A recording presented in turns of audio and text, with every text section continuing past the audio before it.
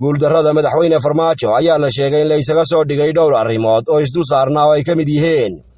Itoobiya iyo gaarayacuuntii TPLF oo uu sheegay inuu dalka ka saari doono islamarkaana uu gabre ka tuqaantuqin doono cabuudha madaxtooyada oo uu dhabacanayay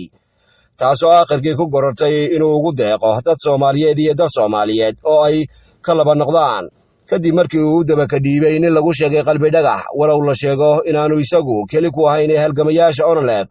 laga wada dhiibayay dhammaan maamulada Soomaalida. Arrintaasi markii ay dhacday in yar kadib waxaa la ogaa in gabraaratada Tigray cagta dhabarka laga saaray talada Itoobiyana uu la wareegay Abiy Ahmed kaasoo maxaabiis badan oo ka qaaday sidoo kalena uu ku helay ammaan iyo ku dardarsi ama ka badbadin markii uu mareegta ka furay qalbi dhagax oo madaxweyne Soomaaliyeed soo dhiibay taasoo Farmaajona u keentay in gamaska loo qaato. Tan labaad waxaa la isaga soo dhigay baa la yiri intii uu xilka